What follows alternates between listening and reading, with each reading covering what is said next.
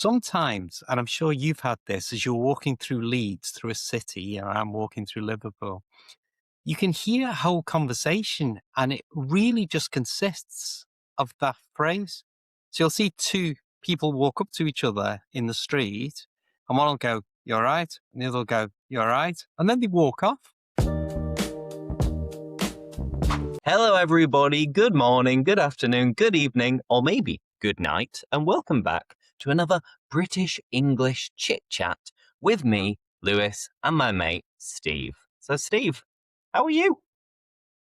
I'm tickety boo, thanks, Lewis. A bit overworked and underpaid, like your good self, but mustn't grumble. How are you? I can't complain either. You know, my usual response is like, yeah, I'm all right. And all right is used so much in the UK because you can say, all right, mate, like, how are you? And if you want to say that you are okay as well, you would say, yeah, I'm all right. I'm all right. You all right? Yeah, all right. It really confuses Americans. When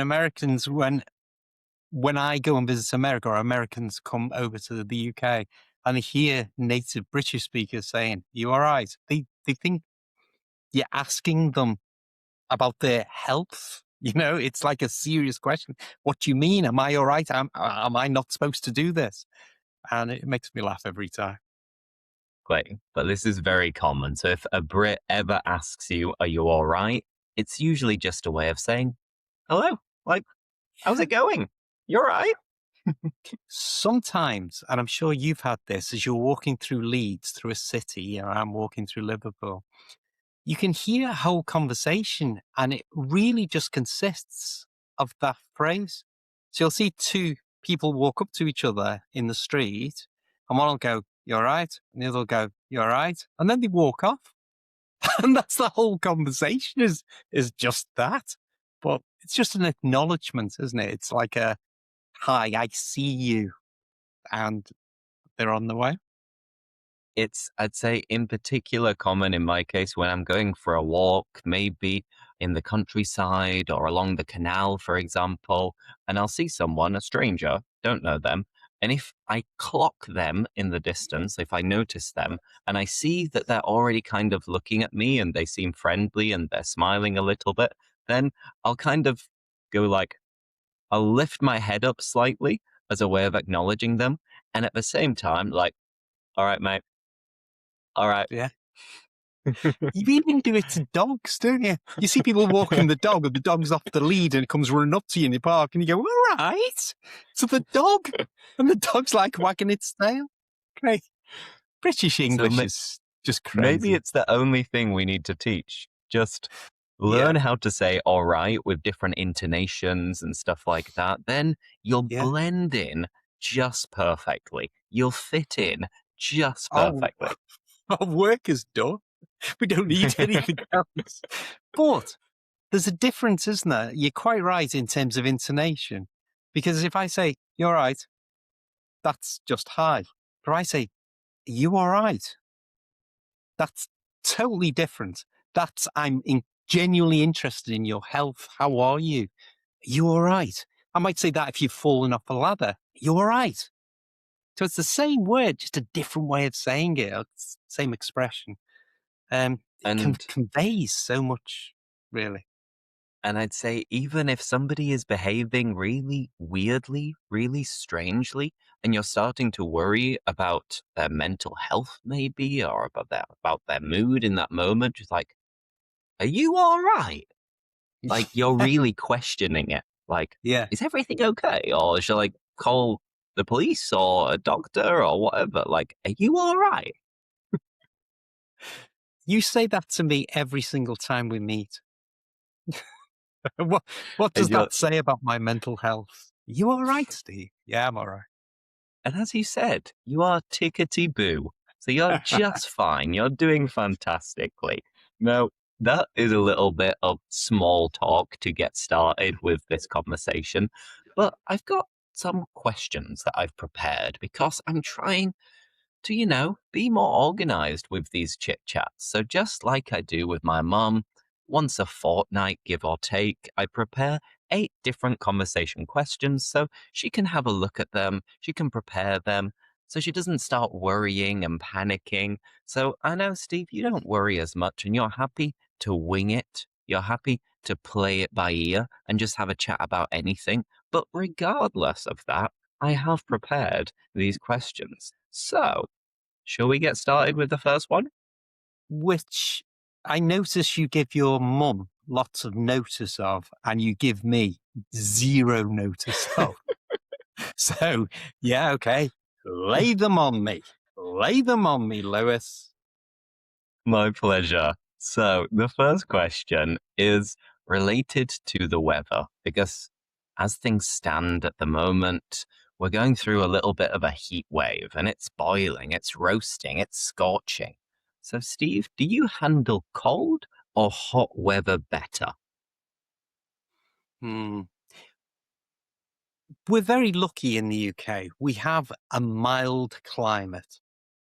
Apparently, if I remember my geography lessons in school, it's because of the Gulf Stream that goes across the Atlantic Ocean and goes around, brings warm water and goes all around the UK, and it keeps it mild in the winter and temperate. It's not doesn't get too hot usually. These sudden high temperatures, I think, are coming from Africa. The winds called the Sirocco is flying across the UK and raising the temperatures, but it's unusual. So usually we're in the middle, and that suits me fine. I don't do all that well in really hot weather. I don't do all that well in really cold weather. What about you? I mean, in my case, I struggle with very cold weather, which didn't used to happen, or at least I don't think it happened when I was growing up. And then I remember when I was like 15 or 16, I started to realize that I had poor circulation in my hands and feet. And I think it's something called Raynaud's or something like that, where you'll notice that Reynards. Yeah, Reynards. Raynaud's, whatever it is. And what happens is when it's a little bit too cold, and I'm outside in particular, you'll see that the ends of my fingers will go a little bit pink or blue or white because the blood isn't quite getting to the end. And it doesn't Yeah, really happen that much with my feet, but with my hands, it does. So you'll notice that when the temperature drops to below 10 degrees, I'll have really, really cold hands. Apart right. from that, I can manage the cold weather absolutely fine. It just means I need to wrap up and wear many layers, and I'll have to wear gloves more than your average person. And with really, really hot weather, I'm a very sweaty guy, very sweaty. And I don't know if this is my body regulating the temperature really well, because of course, when you sweat, it cools you down. So then I'm quite happy to go out for a walk or a run even when it's above 30 degrees, which is a little bit crazy. But I feel a bit awkward when it's very hot because I'll have huge sweat patches. My forehead will be sweaty. My back will be sweaty. So I think I struggle in both hot and cold weather, but for completely different reasons. Yeah. I don't suffer with sweating very much. I don't sweat very much, so I'm lucky in that respect. But I suffer with cold fingers as well. But it's an English saying, isn't there? Cold hands, warm heart. So we must both have warm hearts. Absolutely. Beautiful. Now, question number two. This is a simple one. It is, what's your favorite fruit? And I'll answer first whilst you're mulling it over, thinking about it.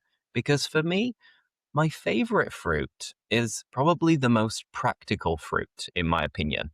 It is Banana. bananas. Because whenever I'm a little bit hungry, I need a snack, then I'll have a banana. And bananas are very cheap. They give you energy, lots of potassium. You can make them extra sweet as well with a little bit of caramel or something like that, and it can turn into a dessert like a banoffee pie, which is absolutely Nice. delicious. And yeah, I'd say that I love all fruits, but the one that I consume the most is bananas. And related to this, there's a nice expression. If somebody goes bananas, it means that they go mad, they go crazy. So he went bananas, he went crazy. And we have another fruit related phrase, which is go pear shaped, from a pear. And if something goes pear shaped, it means that it goes wrong. It doesn't go according to plan. But anyway, my favorite fruit is probably a banana. Steve, how about you? Well, let me ask you about bananas first. Which end do you open a banana? Do you open the end with the black stalk bit, or do you open the round end? Which end? Well, I do it wrong. I know I do. And I've actually got some bananas in my kitchen, but I'm not going to grab them right now. We're going to try to describe it because I've made a short video before opening a banana and then explaining the phrase go bananas. And then I had people commenting saying like, "Oh, Lewis, you're doing it wrong. You're not opening it from the right side," because I do it from the, in my opinion, logical side that most Yeah, people do, but it's it's wrong. actually You're wrong, easier Lewis. the other way round. Yeah, yeah. I was with you because it's so obvious. You get hold of that black stalky thing and you go like this. I did that all my life. And about 3 or 4 years ago, I think I was on YouTube and someone said, this is the best way to open a banana. I thought, that can't be right. Did it once, never went back. I tell everyone, open it from the wrong end. It works better. It opens easier. I don't know how that works. It just does. I'm gonna try it today. When I have a banana, which I will because I've got a few, I bought them yesterday, I'm gonna open it the wrong way It compared to what I opens usually do. perfect.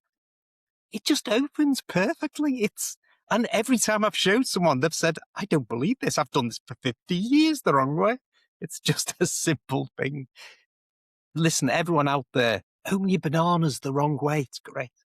Um, Fruits I can tell you what fruits I don't like. Kiwi fruit. Kiwi Okay. fruit is awful. Oh, Really? I can't stand it. I don't like the texture. I don't like the furry outside. I don't like anything about a kiwi fruit. So that's my worst fruit. Um, I like figs. Okay, that's an unusual one. I'm a big fan of figs. I don't like fresh figs. I like dry figs. I snack on them. I read somewhere once, and I don't know if it's true, that figs have more fiber than any other fruit. I don't know if that's true, but obviously they have a lot. And so about once a week, I go to the supermarket and buy a sealed packet of dried figs. And if ever I feel like I need something sweet, instead of going for a sweet or something or a biscuit, I just have a fig and like a banana. They're really convenient, taste lovely. So yeah, for me, probably figs. Okay, interesting, because I very rarely have figs. I think I'd only have figs when it's on a menu in a restaurant as part of like maybe a salad. You might have like some kind of fig salads, and then Yeah, maybe I'll order it, but they're not my favorite fruit, I must admit. fresh ones aren't mine. I don't like fresh ones.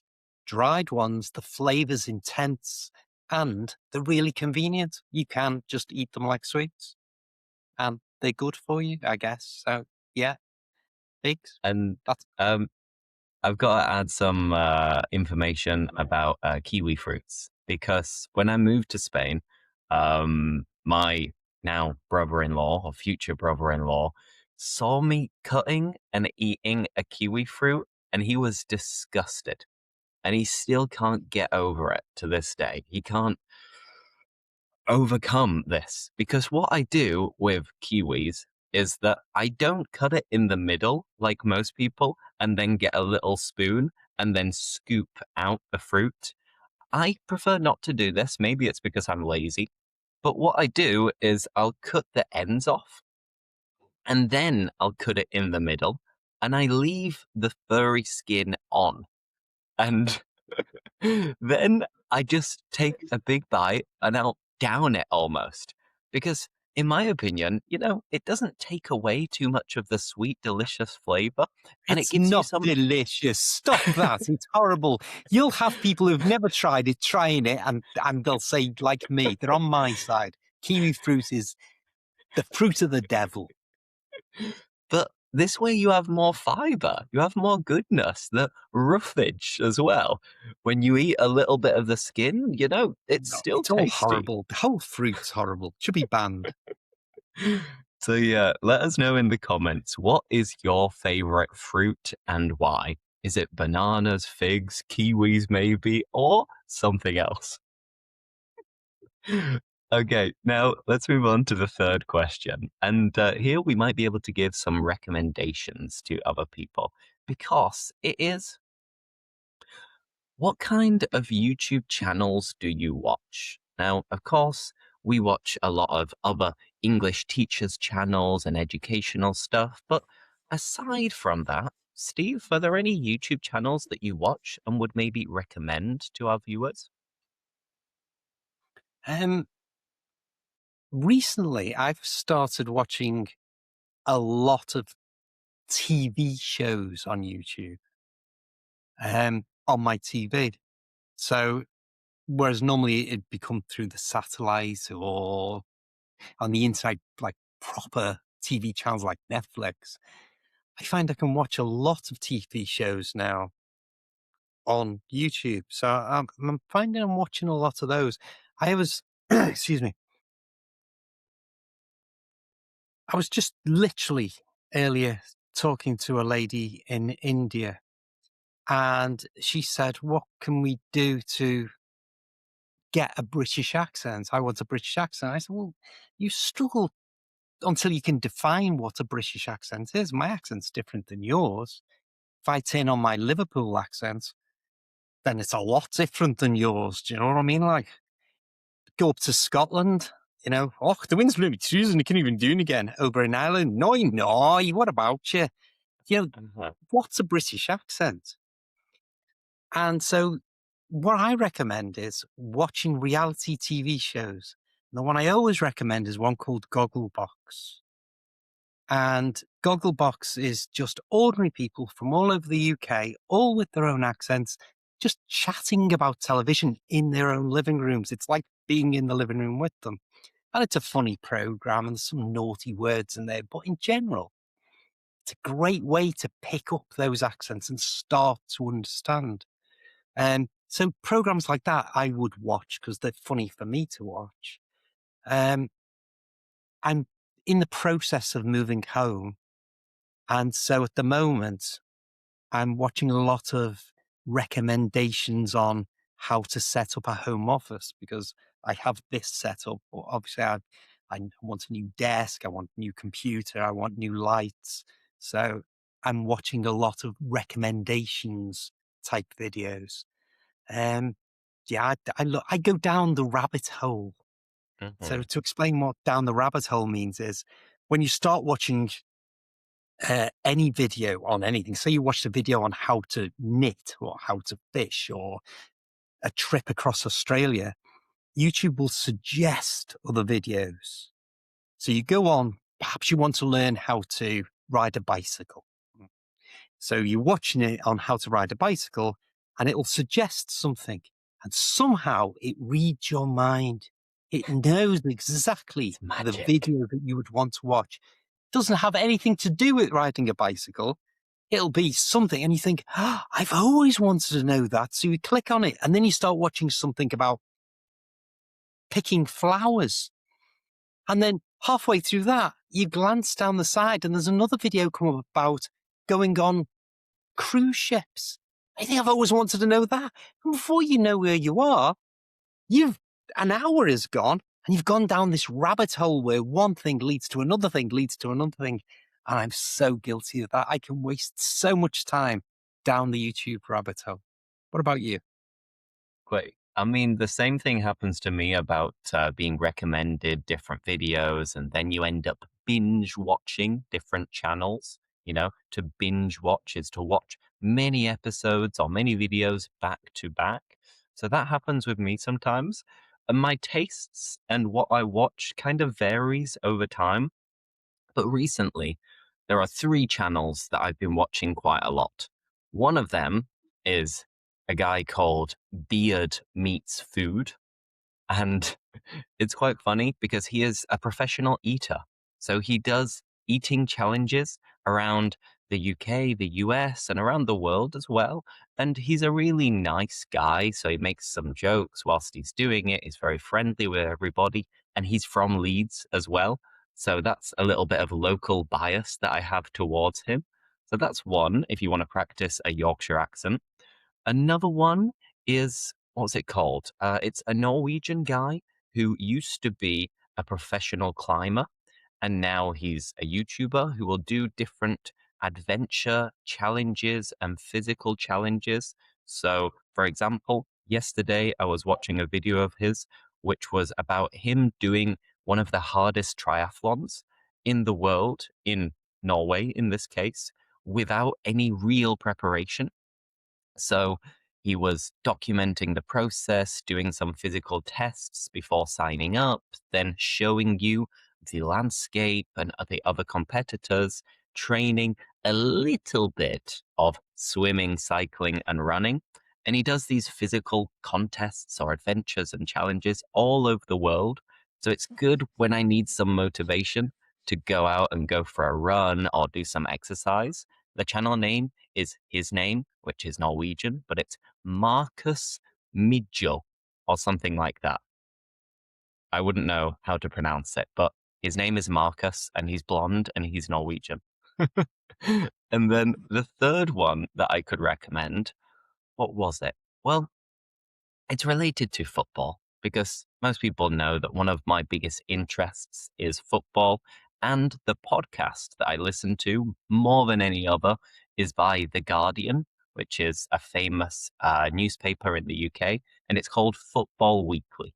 So sometimes I'll tune in to watch Football Weekly on YouTube, or I'll just listen on Spotify, and they will round up all of the football related news that week. So it's a nice way of staying in touch with what's going on in the world. And you have lots of different correspondents and experts from the UK, so England, Scotland, Wales, and Northern Ireland, but also the rest of the world. So it's a very comprehensive way of staying up to date with what's going on in the football world.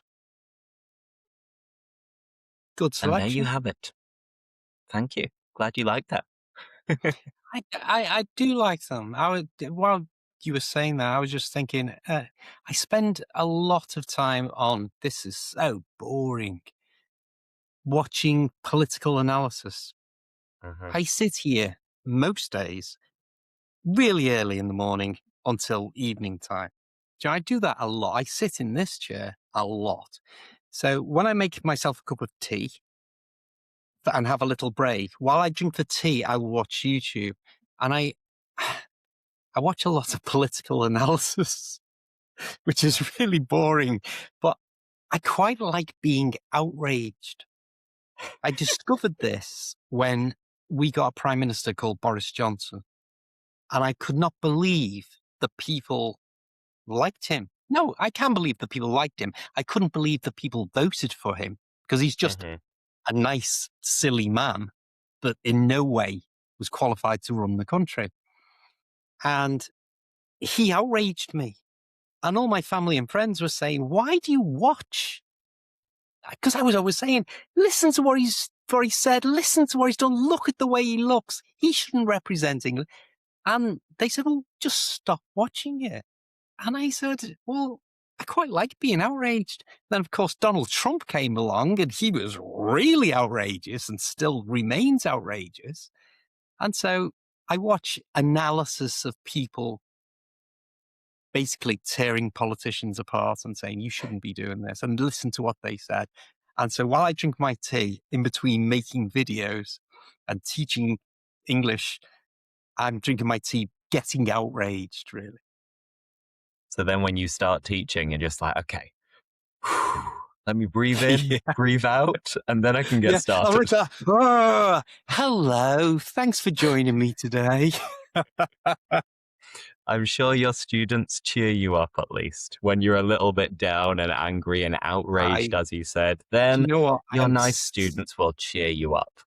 I'm so lucky. I'm so lucky who I've got. My students are just the best people in the world. You know, they just are. They're from all over the world, and I don't know how I extract them. I get a lot of doctors. I do teach Mhm. a lot of doctors, but you know, I have people who work in coffee shops, and oh, I've got a lady in Hong Kong now who's just applying for a really high-powered job in a big international company, and there's such a variety of people, and it's like chatting to a friend sometimes. You know, I love it. I'm sure you have the same, but they do. They calm me down, and it's nice to feel I'm helping. You know. No, no, 100% agree that I'm very lucky as well with my students. And it's always nice because it does feel like you're having a chat with your mates and it's a job at the same time. So, absolutely, we are very privileged. And yeah, long may it continue. Yeah, absolutely. Now, let's move on to the next question, the fourth one. And it's about travel because everybody loves talking about travel all the time, right? So it is there anywhere you'd love to visit this year? And whilst you think about it, I'll answer. So I've got a couple of trips coming up. I'm going to Poland this week for a stag do, a friend's bachelor party. Nice. And that'll be the first time I visit Poland. So I'm buzzing about that. I'm very excited about it. I'm And sure you are. from having chats with other people, I've started to want to go back to Asia. But I've been to Asia before, but when I went, it was Southeast Asia, Indonesia, Malaysia, Singapore, and Thailand.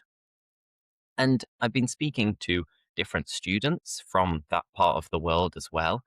And now I really want to go to China, Korea, and Japan because these Oh, yeah. three countries are so different to everything I know and we know in the Western world. And it seems like everybody's so polite, friendly, they have good manners, the food looks unbelievable, you have amazing culture that has existed for thousands of years. So it's something that I know I'm not going to do this year, but my next big trip after my honeymoon, when I'll be going to Costa Rica, which of course I'm buzzing about as well, I think then I'll turn my attention towards the Far East and, if possible, going on a big trip to China, Korea, Japan, or realistically, probably choosing one of these countries and then Yeah. seeing a few cities in said country. So that's what I'd say. How about you, Steve? Yeah. They're very exotic to us, aren't they? You know, they're just exotic sounding. And I didn't know much about them till I started teaching English. And, you know, I could actually, you know, I've spoke to probably 5 people from the countries you've mentioned in the last few days. So it's like a window on the world doing the job that we do. And it's marvelous. And yeah, I really want to go there as well. Um, because I'm moving house, I've had a holiday earlier in the year, but that's going to take up all the summer. Excuse me. I've got one trip planned to Bournemouth. Not as exotic as Costa Rica, but Bournemouth in Wales. So if this is the UK, this is England, this is Scotland, this is Wales down here, I guess. Uh-huh. Is that right? Am I doing that the right way around? Yeah, there. Yeah, yeah. And it's a bit sad. I lost a family member, and I don't know the statistics, but I imagine most people in the UK are cremated. You know, the bodies are burnt, and so you Hmm. end up with the ashes. And some of the ashes, it meant a lot to the lady because she used to go on holidays to Bournemouth to have her ash. That was her wishes, you know. So yeah, I'll be doing a trip. So I say I really brought everything down then, didn't I? And I didn't mean to. It's You all know, she right. lived It's a all long right. and happy life, and she wants her ashes scattered in Bournemouth where she had so many nice holidays. So I'll be taking a trip down there and granting her final wish. Okay. Well, it's a lovely thing to do to be able to carry out her final wish. And it's true that it's common that as people are getting older, then you do have this conversation of like, okay, do you want to be buried? Do you want to be cremated? If you are cremated, where would you like me to scatter your ashes? And in my granddad's case, he spent a lot of time going to Filey, which is on the coast, the east coast in Yorkshire, and it's where we usually go every summer on holiday. And he used to tell us, like, oh, I'd love to have a bench looking out at the sea, and then you can scatter my ashes and build a sandcastle and have an ice cream and maybe some fish and chips. And then every time you go there, you can think of me. So I think it can be a beautiful thing as well. Yeah, absolutely. I've got a, I don't know what to tell. It's a bit of a dark story, really, dark humor, black humor, really. But Hmm. a couple of years ago, I was friends with this couple who were around my age, and tragically, their daughter died a few years earlier. And it's bad for when your parent dies, when your child dies. There must be no worse feeling in the world. And but they were telling me that because she knew she was dying, she was very ill. She knew she was dying, and they discussed when she was cremated what she wanted doing with the ashes. And she was a huge Liverpool football fan. So she wanted her ashes scattering at the Liverpool football ground, Anfield. So Hmm. they got in touch with Liverpool, who are very family oriented sort of club. If they can help a family, they will. But they said they get so many requests, it wasn't allowed. Otherwise, they said they'd be shoveling at dead bodies, basically turned to ash off the pitch.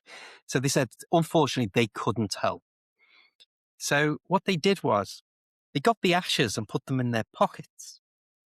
So they got their daughter's ashes, put them in their pockets, and they booked a trip, a tour around the ground.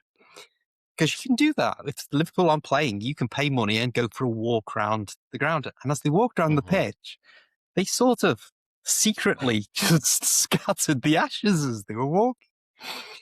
And after they finished, they felt really proud that they'd done, they granted their daughter's last wish and they were happy. And they were in the taxi leaving the ground.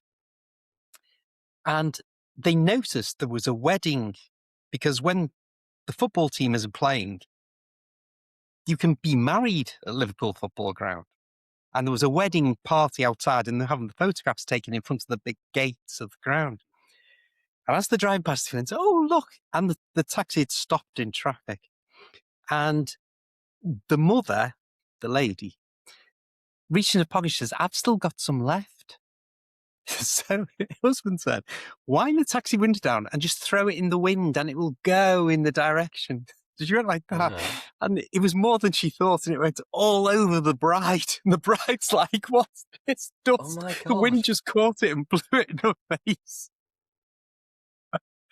Wow. Fortunately, they saw the funny side of it. Yeah, yeah. I mean, what a relief, right? It's like, hmm, but what is that? Something just just hit me.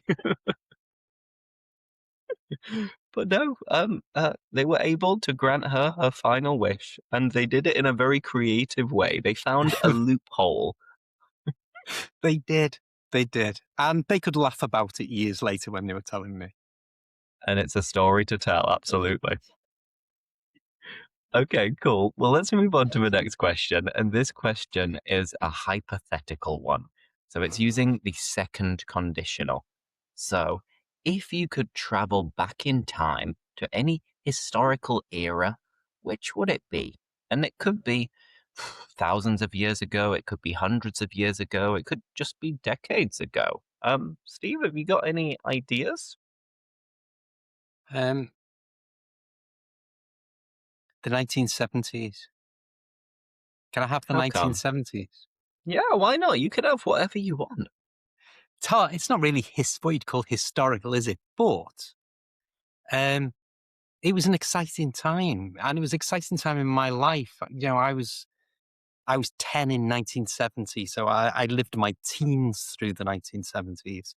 It was strange fashion. It was great music, great movies. Everything was good about the 70s, but I didn't take advantage of it. So I'd like to go back in time and talk to myself and say, don't do that, do this, and your life will be so much better. So for me, the 1970s, I could have done better with my life. I've had a lovely life and I'm still having a lovely life. But 5 minutes with me when I was a teenager and I would change my life for the better. What about you? What era would you choose?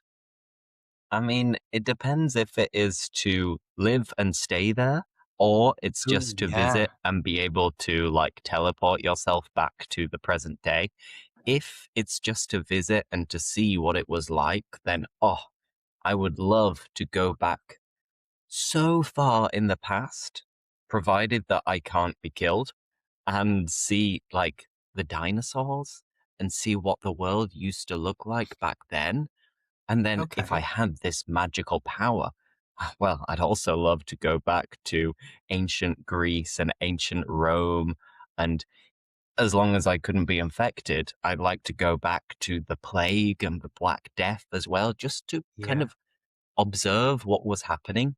But of course, I wouldn't like to actually live during any of these times because there was no hygiene. Everybody was very violent. You were lucky if you made it to like 40 years old. So, of course, the standard of living and life expectancy has gone up a lot since then. So, if it were to start my life and continue in any time in the past, I'd probably choose the same as you, to be honest, because for many people who were born in the 60s or even the 50s, during that period of time, during their lifetime, we've had so much peace, so much prosperity, so many innovations, and the world has changed for the better. So, yeah, I know I'm on the fence a little bit, but I have to add this nuance to my answer. Yeah. Good call. The plague was an interesting one because it's one that I thought of as well. And um of course the plague was killed off by the Great Fire of London. So it was the 1666. It was the same idea. It's almost like the world was saying, well, we know you're suffering and everyone's dying, but we'll send this big fire. And, I think, and people talk about the Great Fire of London, but I think less than 20 people died in that Great Fire. And we have tragedies now that, don't go in history books. More than 20 people die in car crashes in the UK today. But people talk about the Great Fire of London. Interesting time. No, absolutely. I see nowadays that there are certain people online who have AI generated content where they are like traveling back in time and it is making you have an idea of what it looked like back then. Of course, you don't know Yeah. whether it's 100% true. It just gives you an idea, a glimpse into that period of time. But it's pretty cool and it gets you thinking as well like, wow, I wonder how life was back then. I wonder Yeah. what people did to survive back then.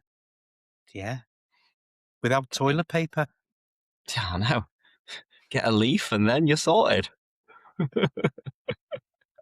So moving swiftly on from toilet paper and pooing, we have what new language would you like to learn? Um, in my case, so I my Spanish is pretty much perfect. I don't want to say perfect, but I speak Spanish fluently, making mistakes, of course. There are times when my pronunciation isn't great, but my Spanish is very good. Then I can dabble and get by in other Romance languages such as French, Italian, and Portuguese. But honestly, they're all so rusty right now that I don't feel comfortable saying that I speak them. But if I could learn a new language from scratch, then I think I want to go for one of these tricky ones. So, Chinese Mandarin, for example, or Arabic, for example. This would only be if I had lots of time to dedicate to it and I was able to have teachers and watch series. But if I were to learn a new language from scratch, I'd want to challenge myself and learn either Chinese or Arabic as well, because I think they will become more and more important in the future if you have knowledge of these languages. Steve, what about you? Um, I've tried and failed to learn lots, so I know snippets of lots of languages. Um, but like you, I'd probably go for Mandarin Chinese.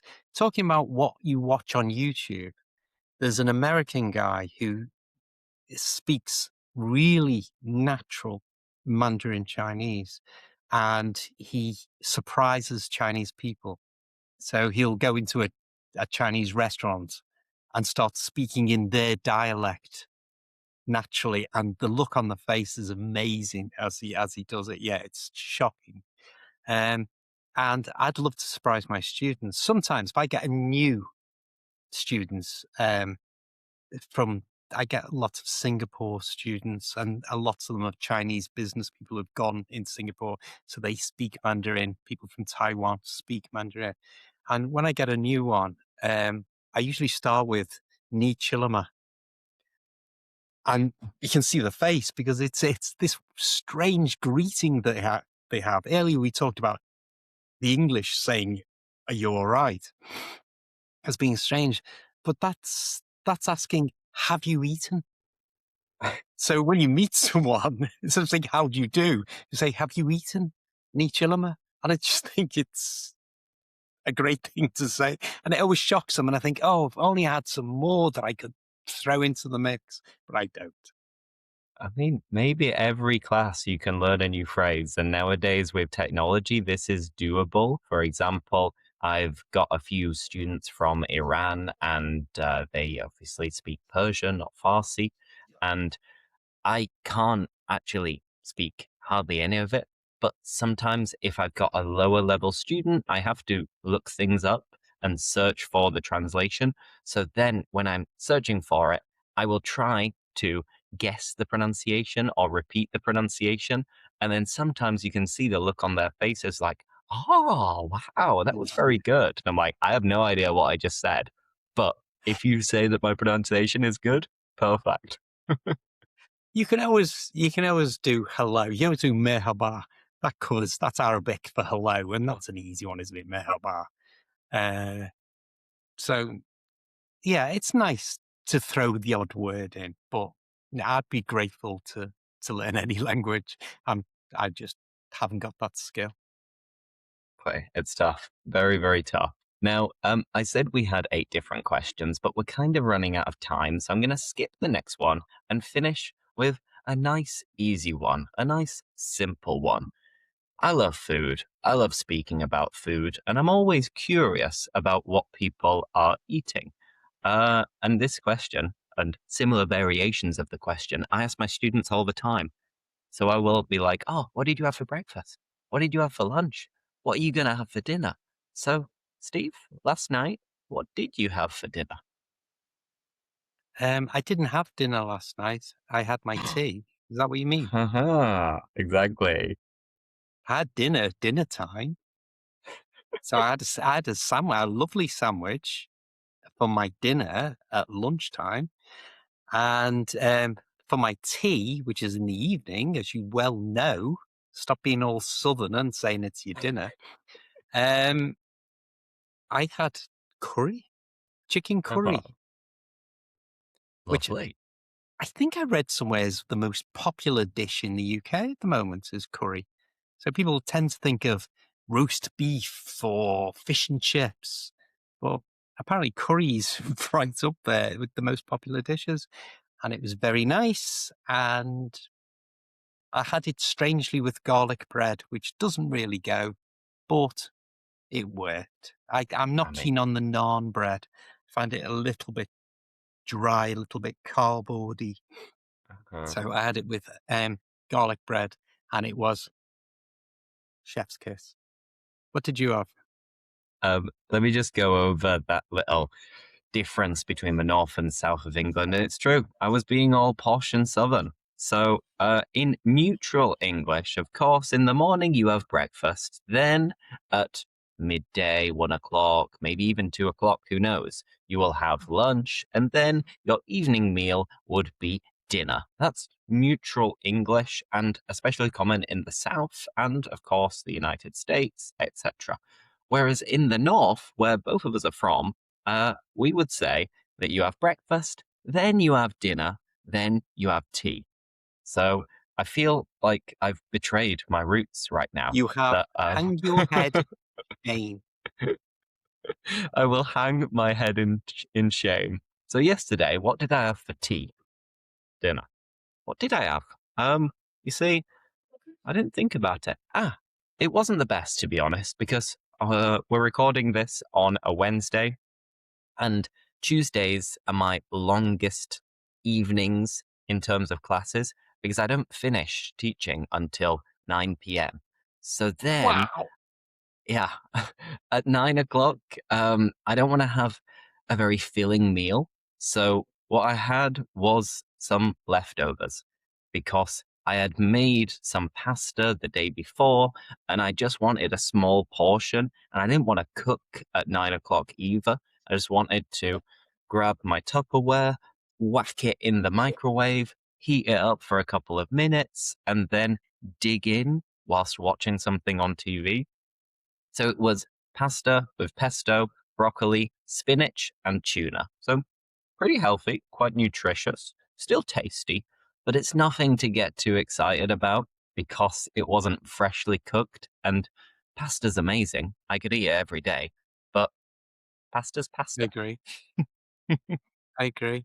It's funny you mentioned a microwave, and instantly I thought of the Welsh word for it. We were talking about Wales before, and although they all speak English, a large portion of Welsh people also speak Welsh. So you don't need to worry if you speak English, they will perfectly understand you. But some speak Welsh. And the Welsh word for microwave, because microwaves were only invented, I think, in the 1950s, so it's quite a modern word. And they had to think of one. So they had the word for oven, which I think is poppety. You'll get Welsh Mhm. people complaining about my pronunciation, but I think it's poppety. So an oven is a poppety. And because a microwave makes that bing sound, they call it poppety ping or poppety bing, and that's Welsh for microwave, which I just think is the coolest thing in the world.